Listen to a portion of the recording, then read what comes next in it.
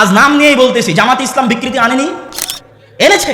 অগণিত অসংখ্য তাদের সংবিধানের মধ্যে বিকৃতি এনেছে, শুধু রাষ্ট্রীয়ভাবে নিবন্ধন ধরে রাখার জন্য, টিকিয়ে রাখার জন্য। না হলে নিবন্ধন বাতিল হয়ে যাবে। 30% যদি নারী নেতৃত্ব না দেয় দলের মধ্যে, নিবন্ধন দিবে না সরকার।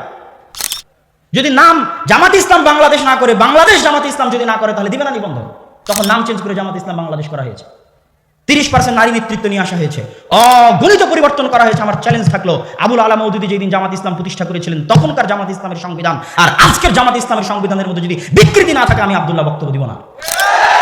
বিকৃতি কেন এসেছে? ক্ষমতা ধরে রাখার চাহিদায়। সে বিকৃতিটা কোথায় করা হয়েছে? ইসলামের মধ্যে। ইসলামকে জবাই করে আমি কিভাবে ইসলাম প্রতিষ্ঠা করব? যদি ইসলাম কোনোদিন প্রতিষ্ঠা করতে হয়, 100% ইসলাম প্রতিষ্ঠা করতে হবে, নো কম্প্রোমাইজ। হয় ক্ষমতা আসবে, না হয় ক্ষমতা আসবে না। ক্ষমতা দেওয়ার মালিক আল্লাহ, কিন্তু 100% উলুহিয়াত রাখতে হবে আল্লাহ। আল্লাহর উলুহিয়াতের সরিষা সমপরিমাণ কম্প্রোমাইজ করে আহলে হাদিসরা ক্ষমতায় যেতে রাজি নয়। আহলে হাদিসরা ওরকম হাজারো ক্ষমতার মুখে লাথি মারতে রাজি আছে, শুধু আল্লাহর উলুহিয়াত বাস্তবায়ন করার জন্য। কেন? একটা দল, একটা জামাত তো থাকতে হবে, যারা